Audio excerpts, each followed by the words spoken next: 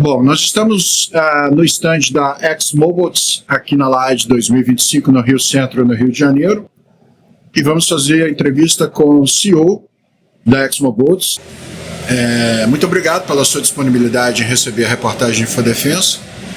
Giovanni, a gente acabou de ver você explicar sobre o teu novo produto, o Nauru 100D. Enquanto a gente está conversando, as pessoas vão estar assistindo aí imagens do produto passando na tela. E ao mesmo tempo que vocês trazem um novo produto com conceito de produção em massa, com materiais que permitem uma ampla facilidade tanto no emprego quanto na produção, vocês também apresentam uma nova marca, a X-Mobots Defense. Tudo isso dentro de um processo de expansão da empresa que a gente tem visto aí nos últimos 3, 4 anos, talvez nos últimos 3 anos principalmente. Eu queria que você contasse para a gente o que vocês estão planejando com relação ao Nauru 100D, os mercados que vocês estão pensando para ele, e falasse um pouquinho também sobre o estabelecimento da X-Mobots Defense. Primeiro, Caio, muito obrigado pela oportunidade. Eu fico muito honrado de estar aqui no canal e falando um pouquinho mais sobre a X-Mobots Defense. Acho que todo mundo sabe que a gente é uma empresa que vem do mercado civil, principalmente agro, mas o mercado de defesa ele tem avançado significativamente nos últimos anos, principalmente os drones têm mostrado a sua diferença no campo de batalha. E a gente, sendo uma empresa com toda a tecnologia dominada, rádio, software, aeronave, a gente viu que tinha oportunidade para também desenvolver esse mercado. Iniciamos esse projeto lá em 2021 com o Exército, com o Nauru 1000, mas agora a gente se sente preparado para ir para o mercado mundial exportando tecnologia, dado que a nossa tecnologia ela amadureceu muito nos últimos anos. O Nauru 100D é um equipamento disruptivo, vamos dizer assim, que emprega tecnologias muito novas, principalmente em termos de fabricação, modo de voo e aplicações, né? A gente acabou de lançar nesse momento, algumas horas atrás, o conceito tecnológico de o CAV com o Nauru 100 e também o Swarm com o Nauru 100, ampliando mais ainda as capacidades desse produto, que não é só um drone de 2 horas de autonomia para realizar missões STAR. Agora que também passa a ser uma solução que realiza ataques em massa, né? Ataques no Swarm. E a gente tem visto, principalmente na Ucrânia, o uso de cargas ocas, né? Cargas ocas em tandem, como a munição que o drone vai impactar contra um veículo blindado ou contra uma posição de infantaria, uma trincheira. Vocês se inspiraram nos conflitos da Ucrânia para chegarem nessa solução ou não? Vocês fizeram uma ampla pesquisa de mercado? E quais são as características dessa munição que vocês estão oferecendo junto com o drone? E ela é uma munição difícil de você obter no mercado ou é uma coisa fácil de se conseguir? Bem, certamente a gente seguiu as tendências tecnológicas e hoje a maior tendência tecnológica que a gente está observando em termos de disrupção na Ucrânia. Né? Se você pega mesmo a guerra do Afeganistão, do Iraque, usou tecnologias consolidadas de drone. Mesmo do Azerbaijão, utilizando novos modelos de drone, ainda assim com concepções operacionais muito tradicionais. Mesmo na guerra agora de Gaza, mesma questão, tecnologias convencionais. Na Ucrânia que a gente viu uma mudança de paradigma tecnológico relevante e que isso fez a diferença de fato na guerra. Não foi só uma tentativa que falhou no início. Não, de fato, hoje os drones FPVs, por exemplo, eles desempenham um papel importante na guerra da Ucrânia. E aí a gente se espelhou nessas características, mas ao mesmo tempo são tecnologias que têm limitações. Então a gente tentou misturar o melhor de todos os mundos e entender o que a gente poderia oferecer para atender esse melhor dos mundos. Então a gente conseguiu na tecnologia o melhor do mundo do custo, que é o FPV, e o melhor do mundo dos locker munition, até mesmo dos carros grandes, meio que tem capacidade de ataque de centenas de quilômetros. A gente conseguiu unir esses dois num único produto simples de operar.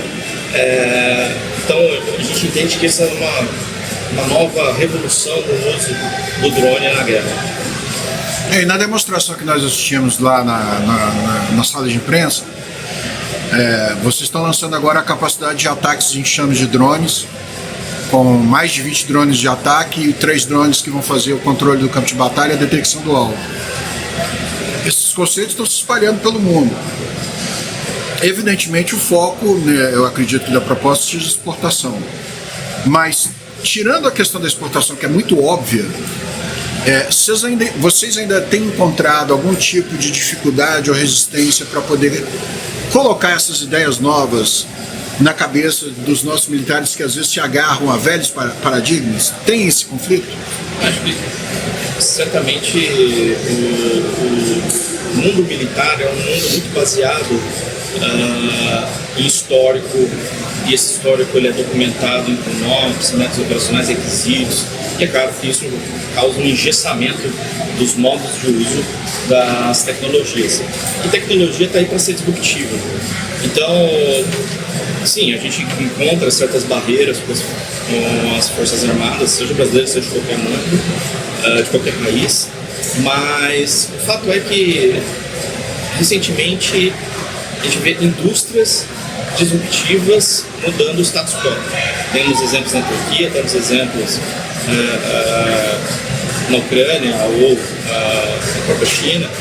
Então, a gente entende que o mundo está um pouquinho mais aberto. É óbvio, o Brasil poderia ser um celeiro de exportação tecnológica, mas quanto mais acreditar na indústria nacional, mais forte ela será, e ela sendo forte a gente passa a exportar mais. Ok. O pessoal, quando fala sobre drones, e aí você mostra o Nauru 100D, a pergunta inevitável é: quando é que vocês vão fazer um maior? Mexer com a cabeça do pessoal para mudar essa forma de pensar ainda vai ser... Você vai ter que reeducar o público consumidor, seria isso? Na realidade, a gente vai lançar um produto todo ano. Um produto de defesa todo ano nos próximos 4 anos. Então, a gente acabou de lançar a série Nauru 100, mas aí tem que lembrar que a série Nauru 100 ela é a 4ª geração. A gente teve o Arator 5A, 5B e 5C, que foi um produto civil. E com essa tecnologia acumulada, de centenas de milhares de horas de voo acumulada com esse produto, com centenas de clientes, a gente desenvolveu o Nauru 100D. Hoje a gente tem focado em desenvolver soluções que elas tenham uso dual. E normalmente a gente lança no civil e depois vem para o militar. No caso do Nauru 100D, em função de condições geopolíticas, um cenário geopolítico, favorece a gente lançar tecnologias rápidas, dada a demanda que você tem. Então a gente inverteu essa lógica de desenvolvimento e agora a gente está lançando primeiro os produtos de uso dual, primeiro a versão de defesa para depois a versão civil. No caso do Nauru 100D, a gente está muito bem especificado que ele é um CAV que realiza vigilância, ataque em swarm, que é a tecnologia lançada aqui no LAAD. A tecnologia ISR é uma tecnologia disponível, né? A gente lançou e agora está recebendo pedidos. A tecnologia Swarm e tecnologia ataque, elas são tecnologias conceituais, né? A gente trouxe para a feira para mostrar a tecnologia para o mercado, realizar alguns testes para entender a demanda do cliente. E entendendo de fato a dor do cliente, a gente consegue refinar o desenvolvimento para chegar numa solução tão boa quanto foi o Nauru 100D Vigilância. Quanto ao futuro, a cada um ano, né, mais ou menos nesse prazo, primeiro trimestre do ano que vem, a gente já deve estar lançando um novo produto, e assim vai. 2027 e 2028 também lançando outros 2 produtos que já estão no pipeline de desenvolvimento. Hoje nós temos um time de engenharia de 300 pessoas. O produto está sendo desenvolvido para 2028, só nele tem alocado quase 200 pessoas. Então já dá para ter uma noção. Vem coisa boa por aí, né? Vem coisa boa. Muitas emoções no futuro, senhoras e senhores. Uma pergunta relativa à questão da fábrica hoje e da expansão da empresa. Vocês cresceram e cresceram bem e cresceram de uma maneira segura, sem deixar a ponta solta. Como é que está o processo hoje? O que vocês já têm lá instalado? O que vem para o futuro? Como é que vai ficar o chão de fábrica da X-Mobots daqui para frente? Acho que eu seria pretencioso se eu falasse que a gente cresceu de maneira segura. Então eu vou ser muito honesto contigo que todo crescimento é muito doloroso. Eu não vou falar que é fácil, não. A gente, de fato, cresceu organicamente até 2019. Em 2019 a gente começou a receber aportes de investimento e acelerando em 21. E essa aceleração ela causa caos na companhia. Não vou falar que é tudo perfeito, mas a gente tem um bom time comprometido e que conseguiu fazer esse crescimento acontecer, e a gente mantém ali numa estrutura bem, vamos dizer, sustentável, né? Financeiramente sustentável, para dar condições para continuar crescendo.